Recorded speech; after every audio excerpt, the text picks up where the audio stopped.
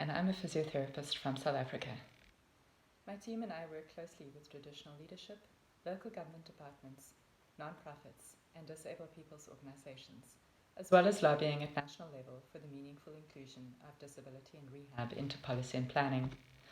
I'm privileged in so many ways, not least of which is due to my race, my class, and my upbringing. But I'm also privileged in that I work from community clinical coalface right up to national policy level, and I've had mentorship from a diverse group of people. I hope that in a small way, I'm able to use my position of privilege, my extensive networks, and access to multiple platforms to influence decisions, advocate for change, and provide a more responsive and accessible service for people with disabilities in rural South Africa. Social determinants of health, such as access to water, sanitation and housing, socioeconomic status, access to justice, the quality of affordable basic education, the possession of relevant documentation, and more, play the largest role in health outcomes and enjoyment of basic human rights. Inequality is bad, whichever way you look at it. It results in economic inefficiencies, poorer health outcomes, and civil unrest. It is brought about through human construct. It can be reversed. South Africa has one of the worst Gini coefficients in the world, which translates through into who has access to tertiary education, who has the loudest voice, and where the resources are centered. Decades of systematic institutionalized racism in all spheres of life continue to have a lasting impact on the health and well-being of the majority of South Africans.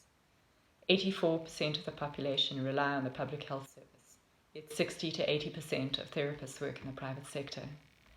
Decades of underinvestment in social services, migrant labor, and a brutal regime have left South Africa with a culture of violence, a quadruple burden of disease, and a high burden of mental health. This has been compounded by corruption spanning both regimes. Psychosocial and socioeconomic factors are often the most dominant concern in addition to culture and context, and impact case management and outcomes. Disability has been given political lip service for many years without the necessary political will, funding, or resources it requires to close the equality gap. Understand your country's socio-political history and economic policies and the impact that these have on health access and outcomes. Be aware that things can look great on paper, but you need only scratch the surface to realize how they fail to become reality. Ask and listen, get out there and try and understand. Use the agency you have as a health professional, and probably someone of the middle and upper class, to challenge the status quo or facilitate access to much needed services. This is not about welfare. This is about distributive, restorative, and procedural justice. South Africa has a long history of civil society engagement and activism.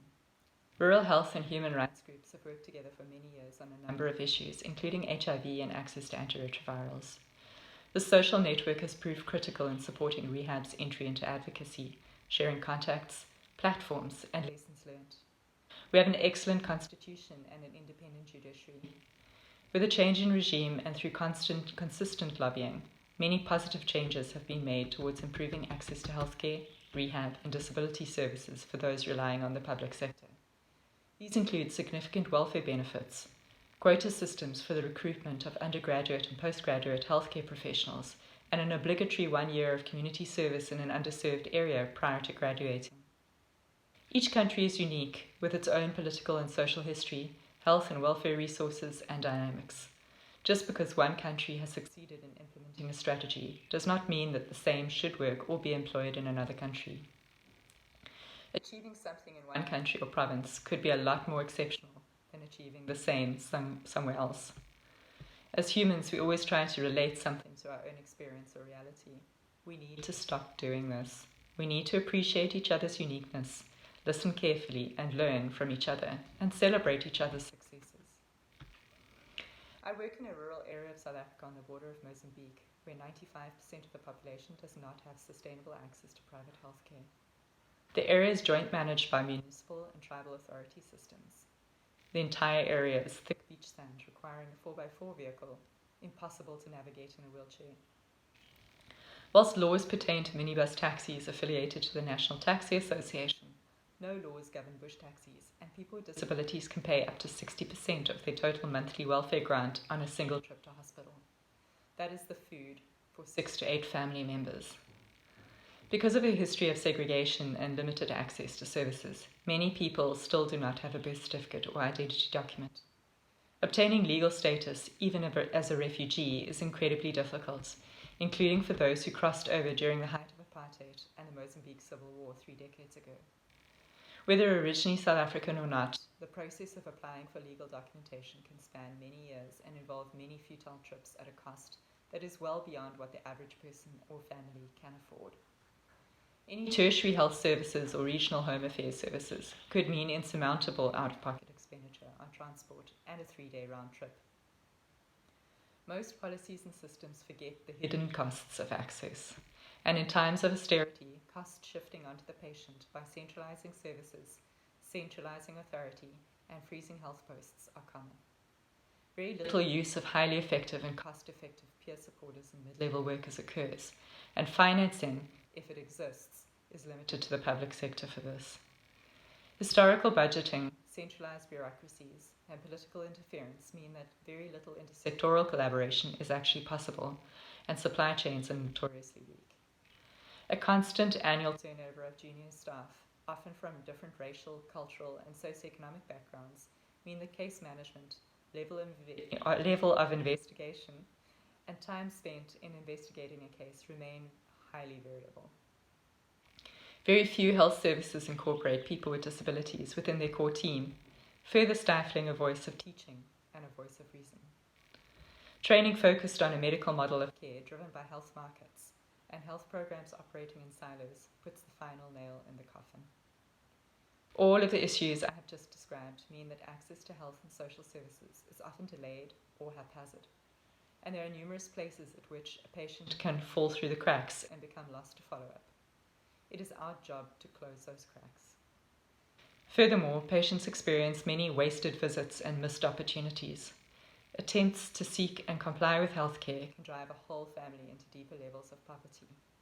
We have the opportunity to change this.